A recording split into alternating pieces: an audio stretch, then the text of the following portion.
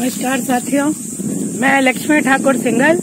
आज lotus tower TV पर हम मरेमा पूरे प्रेम तिवारी शांडिल्य धाम जो अयोध्या से लगभग कुछ दूरी पर है, आज हम श्री विजय तिवारी जी जो इंडो यूरोपियन चैम्बर के अध्यक्ष हैं, उनके साथ उनके ही शांडिल्य धाम में हम मौजूद हैं, जिसको हमने आपको अभी हम दिखाएंगे और बताएंगे कि किस तरीके से देश को, भारत को विश्व गुरु बनाते हुए कोविड से कैसे बचा जा सकता। तो तिवारी जी, जैसे कि बता रहे हैं कि आयुर्वेद का काफी सेवन भी कर रहे हैं लोग और कोरोना से डरे भी हुए हैं, क्या करना चाहिए? देखिए, पहले तो आपका और लोटस टावर टीवी का आज का ये समय निकालने के लिए जी ये स्पेशल एक इंटरव्यू लेने के लिए बहुत बहुत धन्यवाद जी। पहली चीज, हमने जो आयुर्वेद में, योग में और अन्य चीजों में जो हमने समझी या हमारे गुरुजनों ने, बुजुर्गों ने समझाने का प्रयास किया जी, वो ये है कि जब भी आपको किसी चीज से छुटकारा चाहिए जी, तो कबीर साहब भी कह गए हैं कि बड़ी मार कबीर की चित्त से दियो उतार। कि अगर हमें किसी भी चीज को, किसी भी व्यक्ति को, किसी भी विषय को अगर हमें अपने से दूर करना है या उससे बचना है, तो उसको चित्त से उतार दें। और यहाँ पे हम देख रहे हैं कि हमारी सरकारें, जबकि इतने काबिल हमारे प्रधानमंत्री जी हैं, योगी भी हैं, और हमारे प्रदेश में मुख्यमंत्री जी भी स्वयं योगी हैं, लेकिन फिर भी चित्त से उतारने के बजाय हम रोज रोज सिर्फ कोरोना और कोविड का जिक्र किए जा रहे हैं। ये किसी भी महामारी से या किसी भी बीमारी से या किसी भी प्रकार की विषय से बचने का तरीका शायद ठीक नहीं है। हमें आज ही, मेरा निवेदन होगा कि माननीय प्रधानमंत्री जी मन की बात करते हैं, वो वैसे भी आ सकते हैं कभी भी, मुख्यमंत्री जी भी आते हैं, उन लोगों को आकर के और सारे मुख्यमंत्रियों को अपने राज्य में आज से ही कोरोना को कह देना चाहिए भाई बाय बाय, और भारत में अब कोरोना नहीं है, कोविड नहीं है, और यहाँ से हम इसकी नई लड़ाई को शुरुआत करें। लेकिन आज की स्थिति में यदि हम बात करें तो बहुत ही ज्यादा भयावह स्थिति का सरकार घोषणा कर रही है। कल से दिल्ली में भी कोरोना का पूरा लॉकडाउन शुरू हो रहा है। मैं आपसे निवेदन करूंगा कि हम लोग ऐसे नहीं जिक्र करेंगे, हमें पता होना चाहिए कि इसका कारण क्या है जी। जो बहुत ज्यादा वेस्टर्नाइजेशन हो गया, मॉडर्नाइजेशन हो गया, अर्बनाइजेशन हो गया, उसके कारण हम आज ऐसी स्थितियां बैठे हैं। आप ये दिखाइए, देखिए छोटा सा गांव है, हम शांडिल्य धाम में बैठे हुए हैं, और इसका ही जंगल देखिए, पूरा जंगल काट दिया है, पूरी मिट्टी काट दी है, और कुछ नहीं किया। इसमें 35-40 लाख रुपया बर्बाद कर दिया मनरेगा का। ये टैक्स पेयर्स मनी है, और ऐसे लगभग हर ग्राम पंचायत में उत्तर प्रदेश में होगा, बाकी प्रदेशों में भी होगा। तो 60,000 तो उत्तर प्रदेश की ग्राम पंचायत है। जस्ट इमेजिन करिए कि कितने पैसों की हमने बर्बादी की। We have cut all the trees. अब हमने नेचर को ही काट दिया, तो नेचर क्या करेगा? जबकि भारत का जो मॉडल है वो spiritual dimension of sustainable development है, और इसी को लेकर के जब हमने माननीय राम नाईक जी जो हमारे महामहिम रहे उत्तर प्रदेश के राज्यपाल, उनसे निवेदन भी किया, साहब अयोध्या के 125 किलोमीटर के रेडियस को स्पेशल स्पिरिचुअल जोन बनाया जाए। क्योंकि विश्वगुरु भारत की बात तो बहुत सारे लोग कर रहे हैं, लेकिन विश्वगुरु भारत बनेगा कैसे? भूखा होगा, नंगा होगा, भिखारी होगा, बीमार होगा, कैसा होगा? हम खुद ही परेशान हैं, हम दूसरे के विश्वगुरु कैसे बनेंगे? तो मेरे ख्याल से शायद ये वो गुरु की कल्पना तो नहीं है जैसे आज चोला ओढ़ करके बहुत सारे गुरु बने हुए हैं और ठगी विद्या में लगे हुए हैं। तो ये हमें प्रयास करने की जरूरत है कि हम लोग इस बीमारी का, महामारी का जिक्र करना बंद कर दें, और आज से सिर्फ और सिर्फ जो हमारा 70% बचा हुआ भारत है, रूरल इंडिया है, उस पे हम लोग फोकस करें। और विशेषकर अयोध्या का है, मैं तो निवेदन करूंगा प्रधानमंत्री जी से, नीति आयोग से, मुख्यमंत्री जी से, राज्यपाल जी से, या जो भी करता धरता है, मुझे नहीं मालूम कौन करता धरता है, क्योंकि कई बार तो कई चीजों का जवाब ही नहीं होता है। अधिकारी चला रहा है तो अधिकारी को बोलो तो कोई और चला रहा है, कोई और चला रहा है, कोई और चला रहा है। जो भी चला रहा है, जैसे अब इसमें सीधा सीधा यहाँ का जो एडीएम रहा, जो बीडीओ रहा, जो ग्राम पंचायत का सरपंच रहा, जो सेक्रेटरी रहा, वो सीधे सीधे क्रिमिनल ऑफेंस के दोषी हैं। तो अब हमें इसमें उनके खिलाफ सरकार ने कोई कार्रवाई भी नहीं की।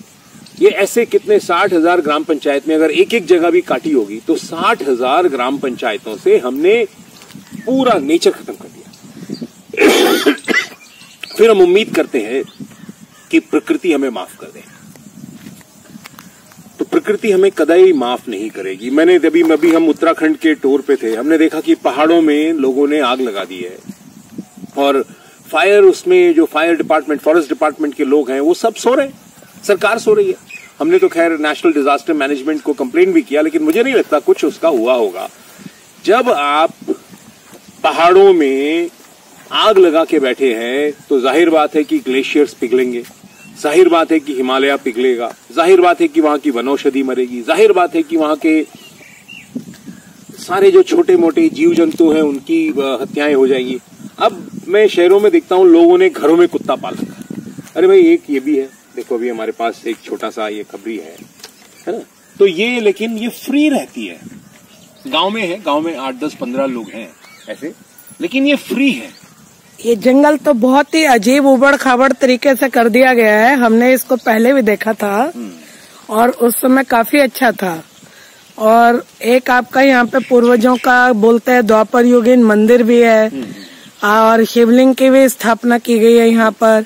एक छोटा सा यज्ञ कुंड भी दिख रहा है, लेकिन पूरा आगे तक देखिए साइडों पे भी मिट्टियां दिख रही हैं। ये पूरी मिट्टी की दीवार काट के साइडों पे लगा दी गई है और मुझे नहीं लगता कि इसकी कोई उपयोगिता सी महसूस हो रही हो, क्योंकि ये कंफर्टेबल भी नहीं है। अगर आप किसी चीज के लिए उपयोग कर रहे हैं तो किस चीज के लिए कर रहे हैं, मतलब बिना सोचे समझे हजारों साल पुरानी औषधियां काट के डाल दी गई है। हम देख रहे हैं ये मिट्टी काट के चट्टान टाइप की बना दी गई है। तो दूसरा क्या है कि हमारी जो ग्राम स्वराज की, पंचायती राज की व्यवस्था है, हमेशा जो लोग भी शासन में बैठे हुए हैं उनको चाहिए कि गांव वालों से उनकी आवश्यकताओं के बारे में बात करते हैं। जी, आप पैसों की बर्बादी करते हैं, आपने मनरेगा के पैसों में लूट मचा दी। इसमें बहुत बृहद लेवल पे इंक्वायरी होनी चाहिए, क्रिमिनल ऑफेंस है। इसी तरह से बहुत पूरे भारत में, क्या पूरे विश्व में लोगों ने अर्बनाइजेशन के नाम से, वेस्टर्नाइजेशन के नाम से, मॉडर्नाइजेशन के नाम से, विकास के नाम से खूब पेड़ काट दिया, जंगल काट दिया और सिर्फ सड़कें। हम एक बार स्पेन में थे तो वहां पे एक तितली भी नहीं दिख रही थी, चिड़िया की तो बात ही अलग है। और स्पेनिश लोग बड़े परेशान थे कि we have lost the birds. तो अब बर्ड्स क्यों गई भैया, जब आपने उनके खाने पीने की, अभी मैंने देखा, मैं आ रहा था कि वहां पे एक मोर भी था, वहां पे एक नेवला भी था। जाहिर बात है कहीं आसपास सांप भी होगा, सांप होंगे तो चूहे भी होंगे, चूहे क्योंकि अनाज है। तो ये प्रकृति जो है, जो spiritual dimension of sustainable development है, ये पूरा चक्र एक दूसरे के ऊपर जीवित है जी। अगर उसमें से आप एक चीज को भी निकाल देंगे तो ये हम महामारी की तरफ बढ़ रहे हैं। मैं तो सरकार में जो भी चला रहा हूं, मुझे तो नहीं मालूम कौन चला रहा है, क्योंकि हम इलेक्शंस कर रहे हैं। मैंने कल, हमारे यहाँ चुनाव थे अयोध्या में, तो मैंने देखा कि बक्से ही सील नहीं है। बाबा आदम, मैंने ट्वीट भी किया, बाबा आदम के जमाने के बक्से हैं, अनसील्ड हैं और अधिकारी बहस करने में लगे। अब किससे बहस करोगे आप? जब एक तरफ हम ईवीएम की बात कर रहे हैं, मॉडर्नाइजेशन की बात कर रहे हैं, कोई कैमरा नहीं लगा। कौन से चुनाव है जो अभी चल रहे हैं? और देखिए, एक तरफ सरकार कह रही है कि साहब हम 1000 रुपए जुर्माना लेंगे अगर किसी ने मास्क नहीं लगाया, किसी ने लॉकडाउन को ब्रेक किया। हम तो कह रहे हैं कि ये आप सभी जितने भी भारत में लोग हैं, हमें एक तो बॉर्डर सील कर देने चाहिए, हमें अपने बॉर्डर सील कर देने चाहिए कि और इंडिया में कोरोना नहीं है ऐसा डिक्लेरेशन करना चाहिए। और हमें अपने जो हमारा आयुष है, जो हमारा ट्रेडिशनल सिस्टम्स है, उसकी तरफ जाना चाहिए। और ग्राम स्वराज की सीधे सीधी कल्पना पे हमें कार्य करना चाहिए। गांव में हमें 29 विषय मिले हुए हैं, उसमें हमें स्वरोजगार के साधन उपलब्ध कराने चाहिए, डेवलप करने। जैसे अभी हमारे यहाँ पे, क्योंकि अलग अलग जातियां हैं, जातियां हम उसको स्किल्स मानते हैं। तो हमारे इस शिवलिंग पे एक रेगुलर व्यक्ति आता है जो जल चढ़ाता है, सेवा करता है। तो उससे मैंने पूछा, भाई तुम्हारी जाति क्या है? तो उसने कहा, साहब हम जाति से कोरी हैं। तो मैंने कहा कि कोरी का तात्पर्य क्या हुआ आपका? तो उन्होंने कहा, साहब मुझे तो आइडिया नहीं है। अब उसको अपनी विचारों को अपनी जाति के बारे में पता नहीं। तो फिर मैंने उसको सर्च करना शुरू किया, तो मुझे पता चला कि कोरी जो है कोरा से अभ्रंश होकर के आया।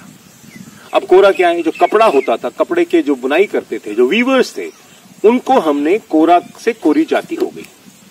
अब सरकार ने या जितने भी स्वयं सहायता समूह हैं या जो एनजीओज हैं या जो सोशल ऑर्गेनाइजेशंस हैं, उनको चाहिए कि इस प्रजाति के, इस जाति के लोगों को, अभी जैसे उत्तर प्रदेश सरकार में हमारी मीटिंग हुई थी एमएसएमई विभाग में, खादी में, तो उन्होंने कहा, साहब हम लोग सूत काटने के लिए दे सकते हैं और हम सारा सूत खरीद भी सकते हैं।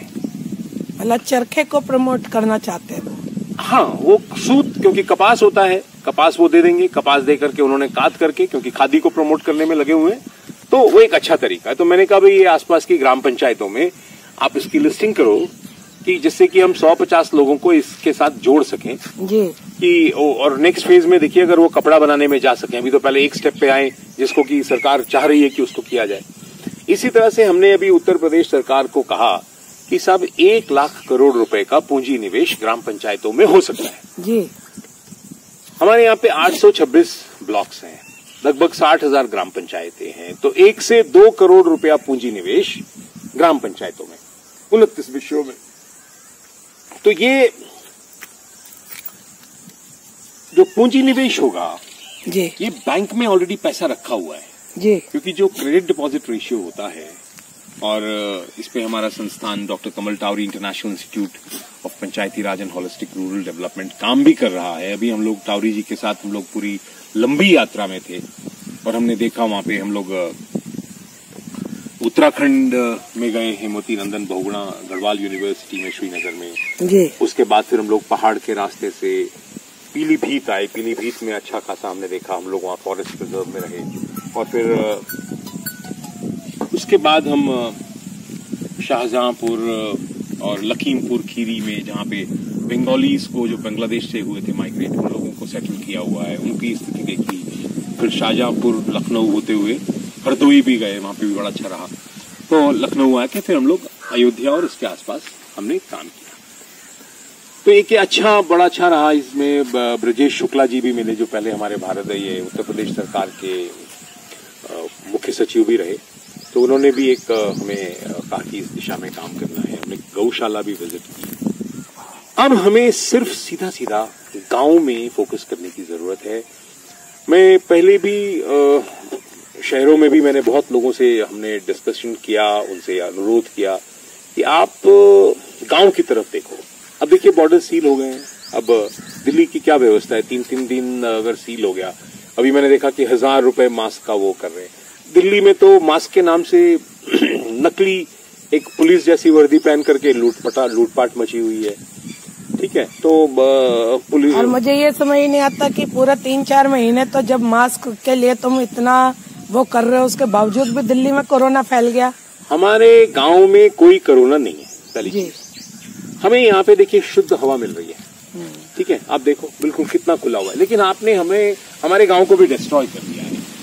तो इसको हमें रिहेबिलिटेट करें, और जिन अधिकारियों ने भी किया है उनको एज अ पनिशमेंट इसको रिहेबिलिटेट और रीस्टैब्लिश करने के लिए इसी गांव के जंगल में बिना लाइट पानी के रहने की व्यवस्था करनी चाहिए सरकार ने, बजाय इसके कि आम जनता को परेशान किया जाए। और उनको पहले ही बहुत परेशानी है, 1-1.5 साल हो गया, पूरी दुनिया त्राही है, कमाने का जरिया नहीं है और भुखमरी हो रखी है। हम ऐसे में सिर्फ और सिर्फ और परेशानी को लादना चाहते हैं, लाद रहे हैं, लोगों से पैसे वसूल रहे हैं केवल मास्क ना लगाने के लिए। ठीक है, जबकि इलेक्शंस जहां भी हैं वहां पे टोटल प्रोटोकॉल तोड़ दिया गया है। अभी मैंने कल भी ग्राम पंचायतों में देखा, देयर वाज नो प्रोटोकॉल। एक कमरे में आप एक तरफ से घुस रहे, एक तरफ से निकल रहे हैं। ठीक है, बाबा आदम के जमाने की आपने जो है बैलेट बॉक्स मशीन रखी, वो बैलेट बॉक्स 2021 अप्रैल का चुनाव, 15 अप्रैल के चुनाव के बारे में बात कर रहे हैं। हाँ जी, एक दिन पहले का। मैं कल के जो त्रिस्तरीय पंचायत के चुनाव चल रहे हैं, मैं उसकी बात कर रहा हूँ जी। और उसमें टोटल प्रोटोकॉल तोड़ा गया और हमारे मुख्यमंत्री जी बयान दे रहे हैं कि ये गलत बात है, जबकि योगी जी हैं। योगी जी ने तो स्वयं कहना चाहिए, योगी को कैसे हो गया ये रोग, मुझे ये नहीं समझ में आता है कि योगी कैसे आइसोलेट हो गए, योगी को रोग कैसे हो गया। तो ये एक बात समझ में नहीं आई। आयुर्वेद को जो प्रैक्टिस करता है, जो योग को प्रैक्टिस कर रहा है, हमें इस समय अपनी पुरानी विधाओं को छोड़ना चाहिए। जो भी लोग, बहुत कम लोग बचे हैं जिनको ये ट्रेडिशनल सिस्टम्स के बारे में पता है, भारत में खोज करके, जंगल में होंगे, गांव में होंगे, उनको खोज के निकाल करके हमें गांव को पुनः वैसा ही विश्व गुरु भारत की तरफ ले जाना चाहिए। अभी मैं एक आपको वाकया बताता हूं। मेरी अफ्रीकन कंट्री के एक एम्बेसडर से बात हुई। मैंने उनसे पूछा, साहब how is covid situation in your country? तो उन्होंने मुझसे कहा कि we don't have any covid because we don't have direct flights. इसका मतलब जो दुनिया से कटा रहा वो कोविड से बचा रहा। तो हमें उसी तरह से अपने गांव को, अपने भारत को, अपने सिस्टम्स को दुनिया से काट देना चाहिए। अचानक लॉकडाउन खत्म होने के बाद फिर से लोग भूल गए कि हमने इतनी टेंशन झेली है, और फिर से वो लोगों ने प्रिकॉशंस रखने छोड़ दिए, और जो लोग गांव की तरफ भागे थे पलायन करके, वो फिर से हम देख रहे थे कि शहरों की तरफ मोड़ के पहुंच गए। उसका कारण ये है कि हम सिर्फ उनको कुछ अनाज और कुछ खाने की व्यवस्था, लालच दे करके हम उनको रोकना चाहते थे। हाँ। सरकार को चाहिए कि हम वहाँ पे रोजगार के छोटे छोटे साधनों की व्यवस्था करें गांव के अंदर, और गांव के अंदर से जैसे पहला हमारा गांव होता था। और शहरों का भी दबाव कम होगा। बिल्कुल, शहर तो पूरा कोविड हो चुका है जी। ठीक है, अब इतनी बड़ी बड़ी बिल्डिंग्स बना दी हैं, बड़ी बड़ी गाड़ियां खड़ी हुई हैं लोगों ने बना करके। एक आदमी एक घर से बिल्कुल सेटिस्फाइड नहीं है, उसको 10 घर चाहिए। एक गाड़ी से वो खुश नहीं है, उसको 10 गाड़ियां चाहिए। महंगे महंगे पूरे सिस्टम्स चाहिए, चाहे जैसे भी, जिस तरह से भी लूट लपाट करके, चाहे जैसे पैसा आए, जिसका हम लोग ये देख रहे हैं। ये देखिए, अब गांव में भी ये लूट लपाट शुरू हो गई है कि आपने जनता के पैसे, जो टैक्स पेयर्स मनी है, उसकी बर्बादी कर दी है जी। तो ये मैं तो चाहूंगा, मैं अपील करूंगा, मैं अनुरोध करूंगा। आप इसीलिए ऐसी जगह पे बैठ के आज हमारे साथ जुड़ रहे हैं लोटस टावर टीवी। देखिए, मैं आपको ये दिखाना चाहता हूँ, ये हकीकत है। ये गांव है जिसको इन्होंने डिस्ट्रॉय कर दिया। ये इसमें लगभग 40 लाख रुपया खराब किया है, ये मनरेगा के वर्कर्स। और ये तो बड़ा घना जंगल था। हाँ, अब इसमें ये हमारे एक तालाब है, बहुत पुराना पुश्तैनी तालाब है, और सैकड़ों पेड़ काट दिए इसमें। एक सेकंड, हम तालाब की तरफ भी जाकर आते हैं, तब तक आप आराम से रुकिए। हाँ। हम तालाब की तरफ भी जा रहे हैं। ये देखिए किस तरीके से यहाँ की जमीन बिना किसी तरीका अपनाए किस तरीके से उबड़ खाबड़ तरीके से काटी गई है। और ये जो भी खड्डे देख रहे हैं, यहाँ पे पुराने बनियन ट्रीज खड़े थे जिन्हें काट के फेंक दिया गया है। और ये जो मंदिर है, यहाँ पर मेला भी भरता था। और वो देखिए सामने जहाँ पे कुछ गाय नजर आ रही है, ये यहाँ का तालाब है। और इसी तरीके से दूसरी तरफ भी पूरा यहाँ पर काट दिया गया है, सारी ब्यूटी खत्म कर दी गई है। ये देखिए, और ये तालाब है, इस तालाब के पास भी ये देखिए जमीन को किस तरीके से बुरे तरीके से काटा गया है। ये शिवलिंग की स्थापना यहाँ के गांव के लोगों ने मिलकर की है यहाँ पर। और ये देखिए यहाँ के पूर्वजों की यहाँ समाधि स्थल है, उसके बावजूद भी, मना करने के बावजूद भी इस स्थान को इतने बुरे तरीके से काटा गया। इस चीज का बयान आपको शब्दों द्वारा नहीं, आप यहाँ की स्थिति को देखकर ही कर सकते हैं। ये देखिए, सारी तरफ बेतरतीब तरीके से यहाँ के पेड़, यहाँ की जमीन को खोद कर डाल दिया गया है, जिसके बारे में इंडो यूरोपियन चैम्बर के अध्यक्ष श्री विजय तिवारी जी अभी हमारे साथ जो जुड़े हुए हैं। ये देखिए, अभी तक ये मिट्टी समतल नहीं हो पाई है। इतना बुरा हाल है इस चीज का। वैसे आप कोविड और कोरोना बोल रहे हैं, किसी भी प्रकार से कोई भी तरीका ऐसा नहीं है जो शहरों में अतिक्रमण है और यहाँ पर सड़कों के नाम पे, जमीनों के नाम पर ये देखिए जड़ी बूटियां, जो कि करोड़ों की जड़ी बूटियां हैं यहाँ पर। इन जड़ी बूटियों को भी जेसीबी लगा के और मनरेगा के नाम पे जेसीबी लगा के इसको बेतरतीब, आप देखिए क्या बन सकता है यहाँ, कुछ भी नहीं बन सकता इस तरीके से। सारे पेड़ काट के खत्म कर दिए गए हैं। तो हमने दिखाया तिवारी जी, वो तालाब भी, 2-3 गाय भी उस तालाब के पास खड़ी है और यहाँ के जब पेड़ कट गए हैं तो हालात काफी बुरे दिख रहे हैं। देखिए, पहले जो हमारे बुजुर्ग थे वो हर ग्राम पंचायत में, हर गांव में आसपास कुछ वाटर बॉडीज, तालाब बना देते थे नेचुरल, जिसमें और चारागाह भी, और चारागाह होता ही था, क्योंकि गाय या जो भी हमारे पास जानवर हैं वो चरने के लिए होते हैं, क्योंकि उनको बांध करके थोड़ा उसका दूध पिया जाता है, वो तो औषधि होता नहीं है, चाहे अपन कितना भी प्रमोशन करें। तो क्योंकि गाय जब तक स्वच्छंद चरेगी नहीं, जब तक उसके पास वो नहीं है, कहाँ करेगी? तो काफी लंबी चौड़ी जगह है, काफी लंबी चौड़ी जिसको बोलते हैं, पूरा खराब कर दिया है। ऐसी सभी ग्राम पंचायत में चारागाह है, वहाँ पे दाह संस्कार होता है, वहाँ तालाब होता है, वहाँ पे जंगल होता है, क्योंकि वो जो जंगल है वहाँ के इकोसिस्टम को मेंटेन करता है। वो जो छोटा सा जंगल है वो एक तरह से हमारा जैसे लंग्स होते हैं, पूरे सांस फेफड़े होते हैं, तो वो फेफड़ा होता है जी, ठीक है। हमने फेफड़ों में काट दिया, हमने देखिए पूरा हमने डिस्ट्रॉय कर दिया, सिर्फ एक। तो क्या गांव के लोगों ने विरोध नहीं किया आप लोगों ने इसका? देखिए, ये विरोध क्या, विरोध तो बहुत हुआ, लेकिन सरकार अंधी है जी, ठीक है, और अंधों के हाथ में है। इसकी सजा किसको दी जाएगी? इसकी सजा सबसे बड़े व्यक्ति को मिलनी चाहिए। इसीलिए कोविड फैल गया है पूरी धरती। कोविड फैलेगा ही फैलेगा, महामारी फैलेगी। अब कहाँ पे बेचारे सब चीजें जाएंगी? यहाँ के छोटे मोटे, यहाँ पे कीड़े मकोड़े सब रहते होंगे, क्योंकि spiritual dimension of sustainable development में हमें हर प्राणी का ख्याल रखने की जरूरत है जी। पहले बैलेंस खराब कर रहे हैं हम पृथ्वी पूरा, हम इको सिस्टम को डिस्ट्रॉय कर रहे हैं। हम शहरों का तो बर्बाद कर ही चुके हैं। शहर तो हमने बर्बाद कर दिया, हमने सिर्फ एक मॉडर्नाइजेशन के नाम से, कंस्ट्रक्शन के नाम से, बिल्डिंग्स, ऊंची ऊंची बिल्डिंग्स, जहाँ पे ना धूप है, ना पानी है, ना हवा है, ना आकाश है, कुछ भी नहीं बचा है। क्योंकि पंच तत्व से जो शरीर बना है वो पंच तत्व खुले में होना चाहिए। इसीलिए हम 108 शिवलिंगों के स्थापना की बात कर रहे हैं। इस पूरे स्पेशल स्पिरिचुअल जोन में जो विशेष आध्यात्मिक क्षेत्र बनाने का प्रयास किया जा रहा है जी। अयोध्या के 125 किलोमीटर के रेडियस में 108 शिवलिंग 108 गोत्रकारों को समर्पित। जैसे यहाँ पे हमारे गोत्रकार हैं शांडिल्य जी महाराज जी।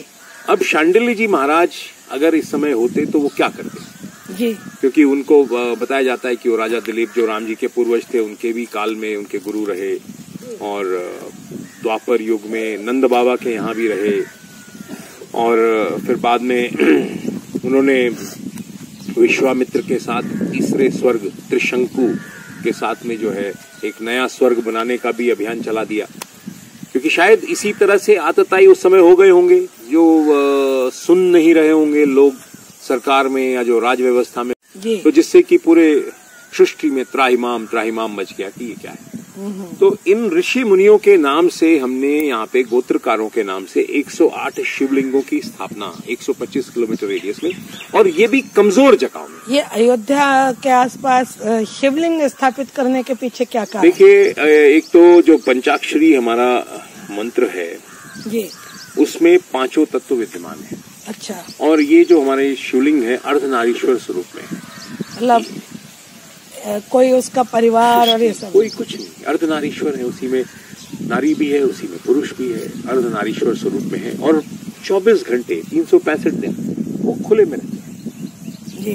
खुला आकाश, खुली वायु, भी आकर के उनके दर्शन कर सकता है, उनको जलाभिषेक कर सकता है, बिना किसी जाति धर्म के भेद के। तो ओम नमः शिवाय, म शिवाय न, शिवाय नमः, वाय नमः श्री, य नमः शिवाय। एक मंत्र में 108 बार ओम नमः शिवाय का जाप हो गया। अब अगर इसको नियमित करें तो पांचों तत्व वो बॉडी में बैलेंस हो जाते हैं। अब नवरात्रि चल रहे हैं जी, तो नवरात्रों में 9 दिन है, 9 दिन लोग फास्टिंग करें। मैं पूरे भारतवासियों से या जो भी लोग देखेंगे उनसे भी निवेदन है कि भाई 9 दिन आप फास्टिंग करिए और व्रत की चीजों का पालन करिए। प्रधानमंत्री जी तो हमारे बताते हैं कि वो सिर्फ शहद और नींबू पानी पे रहते हैं, ठीक है, तो उसी तरह से और भी बहुत सारे लोग रहते हैं। तो व्रत की चीजें खाइए, बॉडी को बैलेंस करिए, माइंड को बैलेंस करिए, दिमाग से कोविड और कोरोना को हटा दीजिए। क्योंकि जब तक हमने देखा है कि कैंसर तक हीलिंग प्रोसेस में अगर हम माइंड से उन जो हमारी डेड सेल्स हैं या जो सिक सेल्स हैं उनको अगर हम ट्रीट करते हैं जी, कि वो ठीक हो रही हैं, तो वो अल्टीमेटली कैंसर पेशेंट्स भी हील हो जाते हैं। और यहाँ पे हम रोज सुबह से शाम सिर्फ और सिर्फ कोरोना की न्यूज। Please stop this. पूरी दुनिया से, एटलीस्ट हमें भारत से तो कोरोना को भगा देना चाहिए। दुनिया जो मर्जी करती रहे, क्योंकि यहाँ पे इतने अच्छे हमारे प्रधानमंत्री हैं, इतने हमारे कर्मठ योगी आदित्यनाथ जी हमारे मुख्यमंत्री हैं, और भी प्रदेशों में अच्छे अच्छे लोग हैं, केंद्र में बड़े अच्छे अच्छे लोग बैठे हुए हैं। तो उनसे निवेदन है कि हमें तत्काल विद इमीडिएट इफेक्ट कोविड को बंद कर देना चाहिए। कल तो हमने देखा कि दिल्ली के जो मुख्यमंत्री हैं, लगभग 45 मिनट उन्होंने एक चैनल पर बोला है कि मेरे पास कितने हॉस्पिटल है, कितने बिस्तर है। देखिए, मैं पागलों की बात नहीं करना चाहता हूँ, क्योंकि उनको ना योग के बारे में पता है, ना आयुर्वेद के बारे में पता है, ना इंडियन सिस्टम्स के बारे में पता है, न भारत की संस्कृति और न भारत की स्ट्रेंथ के बारे में पता है। लेकिन जो भी लोग जी इस भारत भूमि के गांव की व्यवस्था को, उसकी ताकत को समझते हैं, उनको चाहिए कि कोविड से इसी क्षण ये वीडियो जैसे ही उनके पास पहुंचे इसको बंद कर दें, इसको एकदम स्टॉप कर दें माइंड से, और हम गांव की तरफ, रूरल इंडिया की तरफ पूरी तरह से spiritual dimension of sustainable development के साथ, प्रकृति के साथ हम इसको किस तरीके से हम आयुर्वेद से क्या क्या प्रिकॉशंस लें? देखिए, आयुर्वेद के बहुत सारे हैं, वो आप वीडियोस देख लीजिएगा। मैं यहाँ पे आयुर्वेद के लेक्चर के लिए नहीं बैठा हुआ हूँ जी। आप खुद देखिए क्या होता है ना बॉडी में, आप खुद समझिए, ये बॉडी आपको खुद बताती है। अच्छा, ये जो अगर जब आप सूक्ष्म रूप से शरीर को देखने लगते हैं तो ये शरीर बताता है आपको कब सोना है, कब आराम करना है, कब जगना है, क्या खाना है, क्या नहीं खाना है जी। वो तो हमने स्वाद के लिए हम जबरदस्ती चीजें खाए जा रहे हैं। ये जो हमारे साल में 4 बार नवरात्रे आते हैं, सिर्फ इसलिए आते हैं कि हम जो नॉर्मल खा रहे हैं या जो नॉर्मल हमारी दिनचर्या है उससे हम अपने आप को, सिस्टम्स को ब्रेक कर दें। जैसे आपने ऋषि मुनि गोत्रकारों के बारे में बताया, उन्हीं लोगों ने ये चीजें बताई। बिल्कुल, हमारा बिल्कुल साइंटिफिक है, क्योंकि ये सीजन बदल रहा होता है। जब भी सीजन बदलता है तो मौसम के इफेक्ट्स आते हैं, ह्यूमन बॉडी पे भी आते हैं और प्रकृति पे भी आते हैं। उस समय हमने क्या करना चाहिए? जैसे इस समय बेल क्यों आता है, आम क्यों इस समय आ रहा है, आप आम का पना पी लीजिए, बेल का शरबत पी लीजिए। आप लोग कचड़ा खाने में लगे हुए हैं, ठीक है। नींबू आ रहा है, नींबू अब लोग लगाते नहीं है। मुझे बड़ा, अब नींबू खरीद रहे हैं। मैंने देखा अभी कुछ गांव में भिंडी बेचने वाला आया था, 40 रुपए किलो भिंडी खरीदी। अरे भैया, भिंडी क्यों नहीं लगा रहे, आपके पास जमीन है तो? अगर आप छोटी मोटी सब्जी नहीं लगाएंगे तो आपको पैसे चाहिए होंगे, जिसको आप कमाने के लिए आप परेशान होंगे जी। तो आप अपनी जरूरतों को उस हिसाब से करें। सब कुछ आपको प्रकृति ने दिया हुआ है। पहले सिर्फ हम लोग, हमारे जो बुजुर्ग थे वो नमक और मसाले के लिए गांव से बाहर जाते थे, बाकी सब कुछ यहीं पे अवेलेबल था। हमने चीनी जैसे जहर को खाना शुरू कर दिया, व्हाइट सॉल्ट हमने खाना शुरू कर दिया। हमारा जो सेंधा नमक है, हमारा जो रॉक सॉल्ट है, हमारा जो ब्लैक सॉल्ट है, हमने सॉल्ट्स को खाना ही बंद कर दिया जो हमें खाना चाहिए। और वैसे भी शुगर और सॉल्ट नेचुरली सभी प्रोडक्ट में है। अगर आप कोई भी फल खाएंगे या कोई भी सब्जी खाएंगे, उसके अंदर नेचुरल है। अच्छा, तो वो हमें उसको एज इट इज खाने की जरूरत है जी। आप देखिए, कई विदेशी बॉइल्ड चीजें खाते हैं। क्यों खाते हैं? इसलिए खाते हैं क्योंकि उन्होंने उसको समझा, उसकी बारीकी को। और हम जो है खूब एकदम अलग तड़का लगा के। तो मैं सिर्फ आपसे निवेदन करूंगा कि हम आज से कोविड को बंद करें और अयोध्या से अयोध्या में, खास करके अयोध्या में, श्री अयोध्या जी में 125 किलोमीटर के रेडियस में हम लोग टोटल अर्बनाइजेशन को स्टॉप करें। सिर्फ हमें गांव में सड़क दे दीजिए, सिर्फ हमें पानी हमारे कुएं में बहुत साफ है, हमारी बिजली की व्यवस्था कर दीजिए। थोड़ा बहुत आजकल इंटरनेट पे हो गया है तो इसलिए इंटरनेट की कनेक्टिविटी दे दीजिए। बाकी हमारे ट्रेडिशनल सिस्टम्स को, आयुष को, शिक्षा पद्धतियों को, गुरुकुलों को डेवलप होने दीजिए। बिल्कुल, क्योंकि अब तो बच्चे भी स्कूल नहीं जा रहे तो गुरुकुल पद्धति ही चलेगी। मैं अभी देख रहा था गांव में लोग लिम्का और वो पता नहीं क्या क्या पीते हैं। अरे भैया, आपके गांव में गुड़ हो रहा है, नींबू है, बेल है और भी बहुत सारी चीजें हैं, आम है। अब क्यों नहीं नेचुरल चीजें लेते? गांव के लोग भी नेचुरल चीजों से दूर होते जा रहे हैं। नहीं, उसका कारण है क्योंकि जो वो देखता है, आप जैसे लोग जो शहर से आते हैं गांव में, टीवी पहुंच गया सब जगह, घूमते हैं, आप कोल्ड ड्रिंक पी रहे होते हैं, आप उसको लगता है यही बहुत अच्छा है। टीवी पहुंच गया, टीवी नहीं, आप जैसे लोग भी आए ना जिन्होंने उसको मॉडर्नाइजेशन के नाम पे उसको लगा, अरे साहब ये दीदी कर रही बहुत अच्छा है।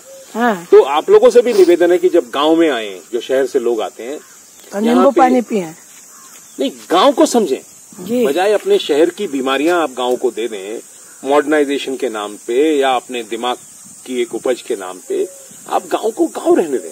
जी, गांव में इतने ताकतवर लोग होते हैं, आप क्या मेहनत करेंगे सुबह से शाम तक को कुदाल लेकर के, आपसे 10 मिनट में आपका हाफा आ जाएगा, आपका फेफड़ा। आज मैंने तो सुबह आपके गांव में एक छोटा सा बच्चा, मेरे ख्याल से होगा 9 साल का होगा, उसने 100 किलो की गेहूं की बोरी उठा के साइड पर रख दी। भाई वो ताकतवर लोग हैं। एक लड़की 6 में पढ़ती थी, वो भी ऐसे ही काम कर रही थी। मजबूत, हम लोग मेहनत करते नहीं, बहुत मजबूत, बीमारियों से ग्रसित हैं और हम जो है लेक्चर खूब बहुत बड़े बड़े दे देते हैं। तो मुझे तो बड़ा, जब मेरे को परसों से मैं देख रहा हूँ कि योगी जी क्वारंटाइन हो गए हैं, तो मुझे बड़ा आश्चर्य भी हुआ कि भाई योगी जी कैसे क्वारंटाइन हो गए, योगी जी ने क्या गड़बड़ कर दिया। तो अब उनको वापस योगी जी, मोदी जी, अब तो चुनाव भी लगभग खत्म हो रहे हैं सब जगह पे, लास्ट फेजेस में है, चलो जो होना था सो हो गया, तो उसमें लग करके उनको चाहिए कि गांव को मजबूत करें और भारत से कोरोना को तत्काल भगा दीजिए। इंडो यूरोपियन चैम्बर के अध्यक्ष क्या चाहते हैं? मैं ये चाहता हूँ कि भारत विश्व गुरु बने। हाँ। भारत दुनिया के लिए एक नया मार्ग खोले और जो हमारी ट्रेडिशनल सिस्टम्स हैं, जो हमारा spiritual dimension of sustainable development है, उसको फोकस करके जो हमारी 2.5 लाख के आसपास ग्राम पंचायतें बची हुई हैं, उनको नए मॉडल में डेवलप किया जाए, शहरीकरण को तुरंत रोक दिया जाए और हमें नेचुरल चीजों पे जाने की जरूरत है। इसी के साथ आपका बहुत बहुत धन्यवाद है, आपने आज इतना समय निकाल के इस गंभीर विषय पे चर्चा की। आपका भी बहुत बहुत धन्यवाद, आपने इतने अच्छे विषय पर हमसे बात की। नमस्कार साथियों, ये थे हमारे साथ विजय तिवारी जी जो मौजूद थे शांडिल्य धाम में, और उन्होंने बताया कि किस तरीके से हमें अपने भारत देश के प्रधानमंत्री से उन्होंने गुजारिश की कि कोविड महामारी को बार बार टीवी पर और उस पर चलाने से लोगों को मानसिक तरीके से उस बीमारी का ज्यादा डर पहुंच गया है, और आयुर्वेद को अपनाइए और अपनी संस्कृति और सभ्यता को समझते हुए गांव की वैल्यू को समझिए और आगे बढ़िए। नमस्कार, धन्यवाद करते हैं हम श्री विजय तिवारी जी का जो हमारे साथ लोटस टावर टीवी पर जुड़े। मैं लक्ष्मी ठाकुर सिंघल आप सबका लोटस टावर टीवी पर बहुत बहुत धन्यवाद करती हूँ। हमारे लोटस टावर टीवी को सब्सक्राइब करें, लाइक करें, शेयर करें। जय हिंद, जय भारत, जय विश्व गुरु।